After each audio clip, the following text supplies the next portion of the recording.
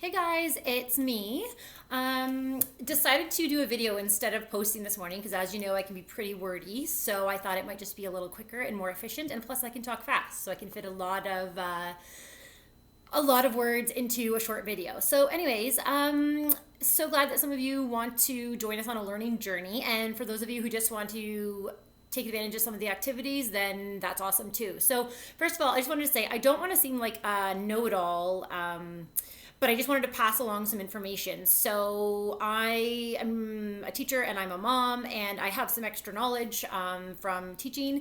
And some of my non-teacher friends have just sort of asked me different ways that I've been stimulating my kids and changing it up at home. So I just thought there is probably other people who are also interested in knowing. So I just thought I'd pass some of that information along. So basically what we're doing at home is just sort of a combination of gross motor skills, fine motor, sensory, letter, numbers, inquiry, just a whole bunch of things, just to kind of continue learning with the kids. But I'm not putting pressure on the kids to do any of these activities, but I'm just sort of inviting them to check them out, sort of trying to pique their curiosity a little bit, and then tweaking kind of appropriately. So obviously, I have the advantage of having some extra knowledge and teaching materials at home. So what I'm going to do is adapt any materials or any activities that I do with at-home materials. So, and all of these ideas are not necessarily mine. A lot of them are from Pinterest, a lot of them are from other teaching colleagues, and some of them are from my own, or I've adapted them. So just want you to know that I'm not reinventing the wheel. These are all not my ideas, but I'm just passing them some along. So as you know, as we said, we're going to start with farming this week because the girls have been really interested in farming. So that's sort of the general theme to kind of catch their interest, but all of the activities are not going to be based around that. Definitely some big ideas kind of about farm animals and what grows on a farm, what lives on a farm, what goes on a farm, and learning about some of the animals. But a lot of the activities that we're going to be doing are not necessarily directly tied to it, but there'll definitely be some links. So the first activity that I was going to start with this morning, just to kind of pique their interest, is just sort of an introductory book. And if you don't already know, that Scholastic Canada has actually made all of their resources online free, which is amazing. They're free until the end of the school year, and there's a lot of fantastic resources on there. So in the classroom, we use these resources frequently. So the one that we're going to start with this morning, and I will post the link with this video, is called BookFlix. And BookFlix is a really excellent resource because it always accompanies a nonfiction book with a fiction book based on a certain theme. So for example, with farming, it was really easy to just look up farming and find a nonfiction book that the children could learn about farming and sort of like real life concepts about farming, but then also have a fun fiction book to accompany it. So the app reads the book to you. You can flip the pages, or you can turn that off and have the child read. So it's a really great resource. Be sure to check out Scholastic Canada. Also, on another note, you can still also order books through Scholastic right now. They're a little bit slower, but you still also can order books. So that's another really great resource if you're looking for stuff at home.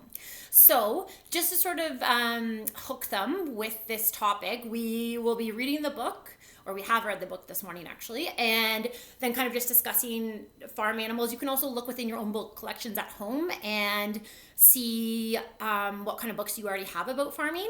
We apparently had a ton about farming. Farm animals tend to be a really hot topic with young learners, so we had quite a few books. So we pulled those from our book collection, and those will sort of probably be our nighttime reads this week. So the girls are excited about that. So in terms of activities this week, I have started with just a few different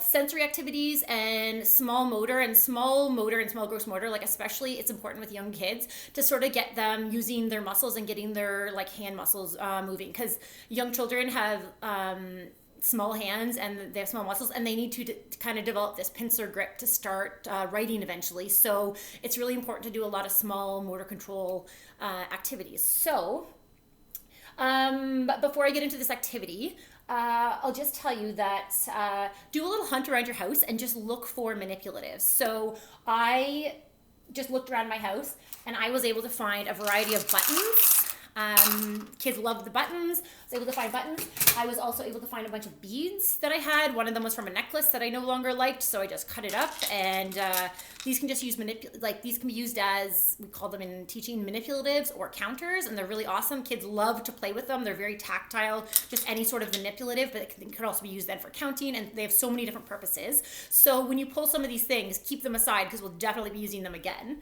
Also, I raided my craft supply bin and I just found some like foam balls, but these will be great for what we're doing. I found a bunch of little puff balls. Cotton balls are really great. You can actually paint with cotton balls. There's many uses for cotton balls, so that's a great resource.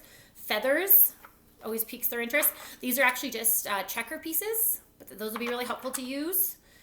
Again, foam balls. Jewels. Kids always love these. So that's what we have in terms of manipulatives. So for the activity that we're going to do today, it's kind of twofold. It's sensory, as I said, to kind of get the muscles moving. But all I did was looked in my utensil drawer and I just found a variety of these tweezer tong type things. So these are really awesome. They come in different sizes because the kids then can learn to kind of do this motion, and that is helping with their fine motor. And what they're going to do is they're going to be picking up objects. So you can pick up the variety of objects, and then they're going to be putting them in these cookie sheets, which I've pre-prepared. Now, the young learners, if this is where they stop and they just want to pick up the objects, then that's great. That's really great for them to just be working on that. They may also want to use their hands to make it kind of more sensory, or if they want to be picking them up with the tweezers, then that's fantastic too, as they kind of build that memory. But just sort of like offer it for them. But the trick with early childhood education is to just offer a variety of activities, and but you rotate them enough that it still is novel and exciting for them and for their curiosity, and then next time you can just build on it for next time. So just kind of put it out. We'll definitely be using these resources again, especially because we don't have access to go to the store right now, but just put it out and just kind of see what happens, and then next time we can build on it, or you can say that didn't work. Another thing too I should mention, I'm not concerned about choking hazards, but if you do decide to use buttons and you have super little ones in your house, that is definitely important. So I've pre-prepared these. All I did was use muffin tins and what are these called? Whatever these things are called. I can't think of the name. Baking cup sheets, whatever. And what I did was, I don't know if it's I assigned numbers to them. Now, you might ask why I didn't just put the numbers, but when kids are learning their numbers, they may not be able to recognize the number. So for example, Callie, she just turned 3. She is able to count and has some one-to-one correspondence, meaning when she counts, she can actually say 1, 2, 3, 4, 5, 6, and recognize that one-to-one means her finger is counting one object. But Callie is not able to look at a number and say, oh, that's a number 3. So what you do is you kind of set it up like a dice. A dice is a really key way just to start with early math concepts, because if you look at a dice, that's a 1 and it has a 1 dot. And that way they can just count the dots to kind of get, they can count the dots to see how many of their objects they're supposed to put in here. So in teaching, that term is called supatizing, when it means that you can just look at something and not have to actually count it to know how many it is. So that's why with children, we start with dice, because when we're playing a game, for example, as adults, we never actually physically count how many dots are on the dice. We just see a row of 3 and 3, and we automatically know that's 6. So what we want to do is we want to speed up that counting process for kids. So we just start. So this is kind of twofold. So for Callie, Callie will, providing Callie feels like it today, Callie will likely just pick up objects, and if she sees a 1, she will put 1 object in there, and then say she would put 2 objects in where she can recognize it's 2, and so forth. If she just feels like playing around with the manipulatives, that's okay too, because I know that that's my way she wanted me today. We don't want to put pressure on it. We just want to invite them to do these learning tasks, but we don't want them to feel like it is a chore for them. So that's for Callie. I sort of did a smaller, more manageable size. For Maya, I did up to the number 12 because Maya's able to recognize her numbers, but even though Maya is able to recognize the numbers, I also put the numbers on the cookie sheets. Now, once you get past the number 6, then what you do is you make it like as if it's 2 dice. So you'd put a 6 and then a 1 and so on. So then you set it up still like a dice, because that's also supertizing, where they can just quickly see that and realize, oh, okay, that's 6 plus 3. So try this, see how they do with this. So for example, then 12 is 6 and 6. So that looks like 2 dice. So that's kind of what we're just going to do for exploring numbers and manipulatives today. We'll see where that goes. And the other task I was going to do, again, is sensory, but it's also sort of a little bit of a literacy task. So the activities that I plan will always have sort of an element of sensory and stuff for Callie, and then it's sort of like gradual, but that's also how the kindergarten program is sort of developed, is it's kind of over a continuum. So you kind of extend their learning when you can, or if they're kind of want to stay on this task for a while, that's okay. When they're ready, we'll go. So the task we're going to do with, I guess I don't want to call it a task. The activity that we're going to do for literacy is using Play-Doh today and forming letters. So Play-Doh is really great. Kids love Play-Doh. Play-Doh is really great for rolling, really good for the hands, really good for the muscles in the hands. So you can kind of teach kids how to make a ball, and then once you make a ball, you can roll it into worms, and then when you make these worms, you can make different shapes. Now, I am noticing that this Play-Doh is, it's actually Play-Doh brand, but it's actually feeling a little crumbly, so we will likely make Play-Doh today. There's some really super easy recipes online, no cook recipes, and you can make some great homemade Play-Doh. If the kids eat it, you don't have to be worried about that, but it just doesn't have the same shelf life that that the other Play-Doh has. So once the kids make the worms, you can even offer other things, like, for example, a giant rolling pin. So my girls were very intrigued to see this morning. They'd never seen a giant rolling pin before. So I'm just going to, I just kind of ask some open-ended questions, like some I wonder questions. So I just said, I wonder what would happen if we put the Play-Doh down and we rolled it over top. So they didn't know this was a rolling pin, because their traditional little rolling pins in their home kitchens are just little teeny ones. So this is much different for them. So this has really made them curious this morning. So we're gonna roll it. They can roll it, or they can use this. So and make letters. So you can, this isn't, as I said, this Play-Doh is not ideal this morning, but you can make letters out of this, and they can spell things. With Callie, I will just have her sort of make things, just kind of see where she wants to go with it. I also have cookie cutters. So once they roll the Play-Doh, they're welcome to play with cookie cutters. Older children might like to spell things, like such as sight words. So if you have a child at home that's reading, you can even put out a list of sight words. We'll definitely be using that again sometime. So maybe even worthwhile putting it on index cards and then putting them aside.